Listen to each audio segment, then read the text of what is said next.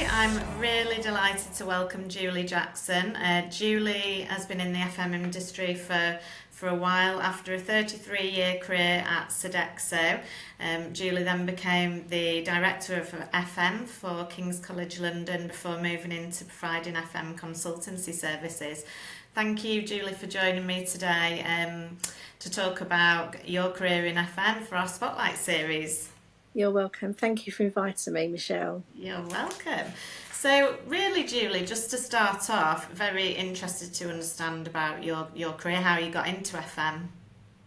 So initially, without sort of going on too long about this, it started with my gardener merchant days. So I started with gardener merchant, which was sort of linked with the old Trust House 40.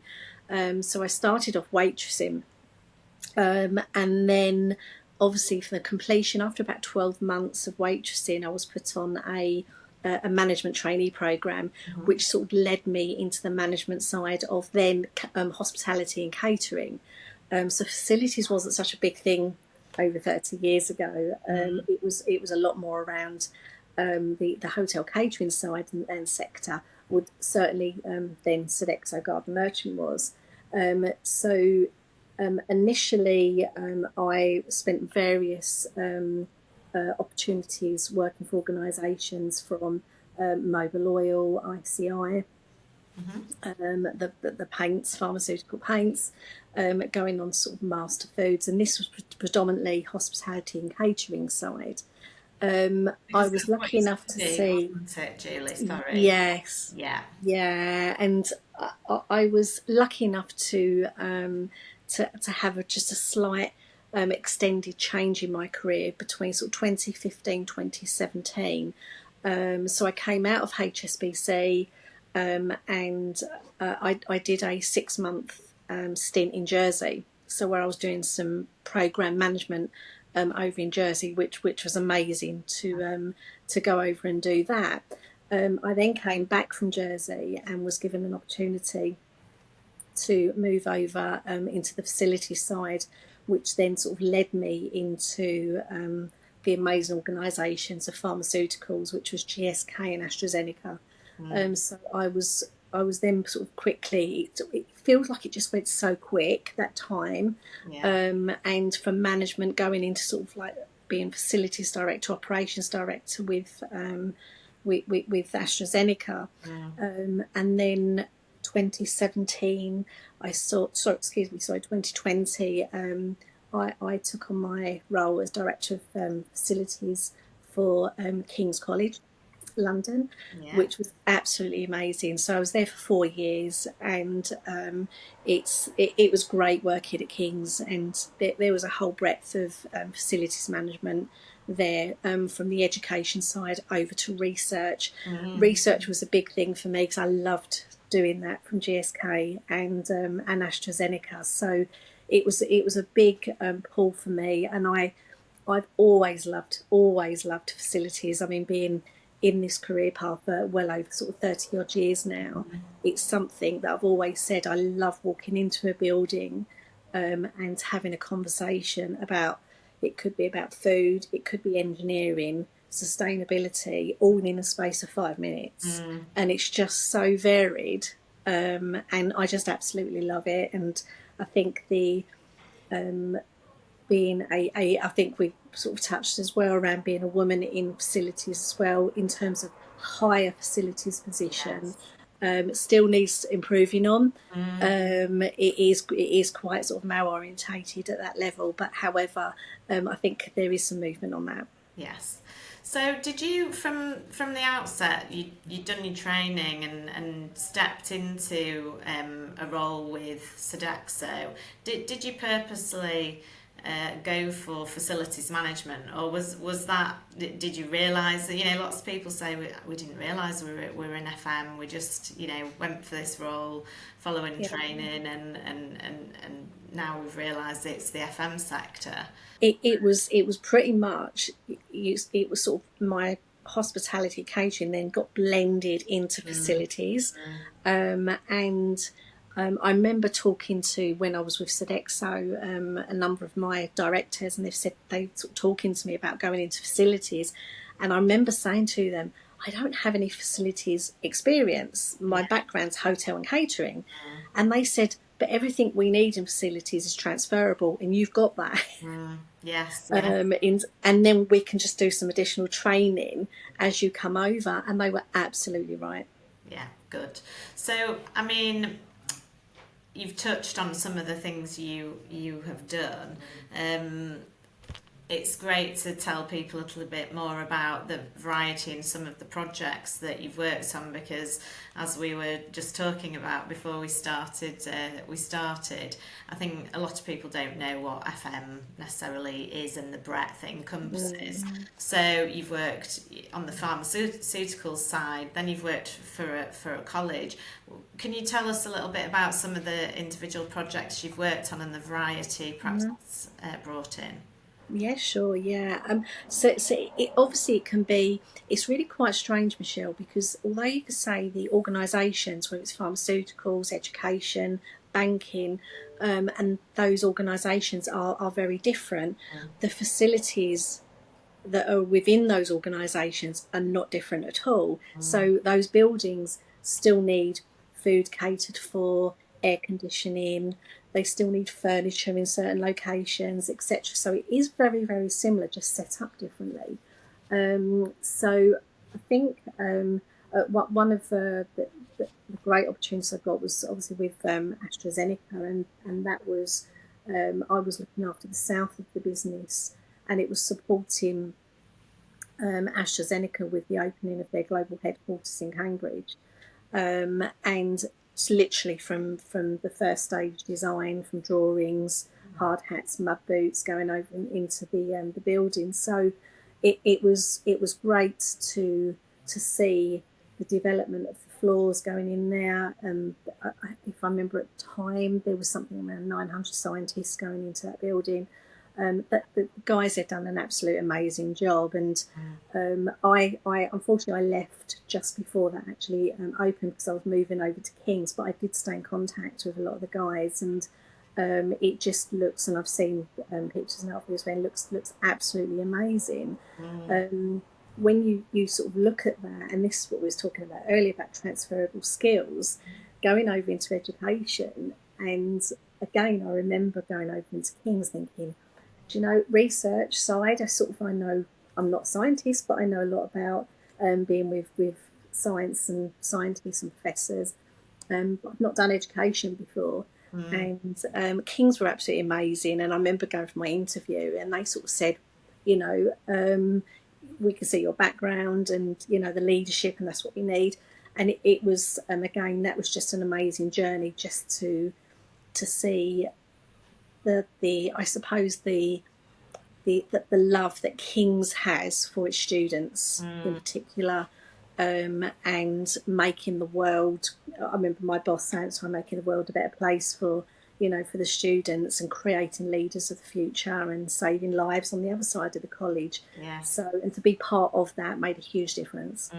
So working on both sides, so working on the service provider side, although obviously, you know, yes, close to the client and the pharmaceutical side, to then stepping across and working directly for, you know, end client. yes. How different did you find that transition? Do you know, I didn't find it difficult myself. I think the only difference for me was it sort of cut out some levels of where you had to go to get decisions and reporting. So obviously as a service provider, and you was in a client's building, you would go to here, to there, for example, to get a decision to do something. Obviously being the end client, there may be enough for some levels, but nowhere near as many. So sometimes that was actually a benefit in terms of operationally getting things moving. Yeah. So moving on to skills then, Julie, what advice could you give? What do you feel the essential skills are to work in a career in facilities management, and how have you developed those yourself as you've moved through your career? Yeah. So I would, obviously I've got an awful lot for myself. I have an awful lot of life skills coming through here. However, I think for younger people, I would absolutely say to try and get in some form of apprenticeship into facilities, and it's a real, I don't think that's something that we see enough of, in terms of apprentices coming through into, we see them occasionally going into areas such as maybe engineering apprentice and things like that want to do electrical or plumbing, but to do facilities management, there's nowhere near enough. And I think that's a huge piece, is trying to capture that young generation that are going through university and bringing them through into facilities management apprenticeships. I think there's more happening now than perhaps there was before. The specific Yes. degrees and training, and people like the IWFM, Rising FMs, in schools and colleges and things. So Yeah, it's finding out about those, promoting them, isn't it? A little bit more from within our own sector, it is. and Yeah. people being able to research perhaps what's on offer there. Yes. Okay, challenges then, throughout your career in FM. What have you found the main challenges have been, and can you give any tips on what might have helped you progress and grow personally yourself? Yeah. I think probably one of the biggest ones, Michelle, was moving into management directorship, I suppose, of a very male orientated environment of facilities, and it is absolutely, it is improving. However, I think for me, it was being in a position where I'm not very, I don't get intimidated easily, but it's being having that confidence to walk into a meeting room, for example, which I've done on many occasions, where you're either sometimes the only female in the room or one of two females in a room, and not to be not heard, Yes, yes. and not to just not, I'd always make a point of trying to make myself known, even if it's by way of walking in and doing a formal introduction of yourself. But I think for me, the biggest tip is to don't go unheard. Yes, yeah, okay. And there are a lot more women now in senior positions and all sorts of different positions in Absolutely, FM, isn't it? I think again it's yeah, that there is. mobility, isn't it? People Yes, knowing what the career in FM entails, and the broad range of opportunities that are on offer. Um, yes. okay, and someone new coming into the sector, looking to work in FM, what advice might you give there? I would say, take the time to, IWFM, for example, become a member of a recognised organisation such as IWFM. Get some they do some amazing training, so really take advantage of training that's available, even down via LinkedIn. And Yes. LinkedIn, I've used that on lots of occasions, with the training, and I think don't just settle that if you've done a degree at university a number of years back, that's your training done. It's great to have that, don't get me wrong, but you need to continually refresh all the time, in terms of what's happening in the industry, changes, etc. Even down to reading of magazines, and some of the, so I don't want to name lots of the ones, maybe allowed to name lots of the ones that you read through, but Yeah, yeah, reading some of the magazines that come through, and papers. yeah. Yes, Trends and future developments, and different things that perhaps people don't always know or associate FM with. So, sustainability, all the things that people are doing on carbon reduction and ESG and things like that. yes. Are there any trends or future developments that you think we should be highlighting more as an industry?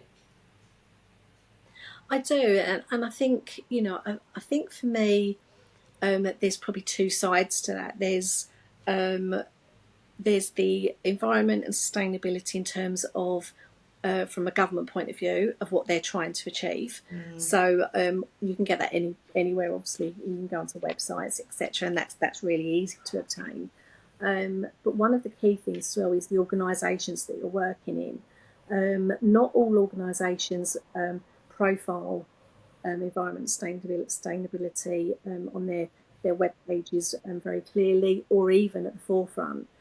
So I'll definitely say to take the time to really look and understand what the objectives are, what the vision is of that organisation, that you're in a position to, from a facilities point of view, to be able to support that journey going through the time that you're working there. Okay. Be great to understand what the best parts of your career have been. So what do you love about FM the most? Are there, perhaps 3 things you could highlight? Change. Mm-hmm. I love change. People, just the various different types of people that you work with, and I'm going to say time. And what I mean by time is that it sounds really strange, but for me, it's a never-ending journey with facilities. Okay. I've never ever seen an end to something. So, for example, I came out of college, and I always used to say to my parents at the time, the day I wake up, I think, oh, I don't want to do this anymore. I need to change career. I'm still doing it. Yeah. And so, yeah, so I think time for me is a great journey to get into facilities. Good. I'm really pleased you've said that, obviously. And I think every discussion I have with people, the people side of it, really does get highlighted. There's a lot of supportive people in the industry out there, and people willing to talk to one another and introduce to one another's networks, which always comes across. So, well, thank you so much, Julie. I've loved speaking to you and hearing a little bit about your career journey. So, appreciate your time. No problem at all. Thank you, Michelle.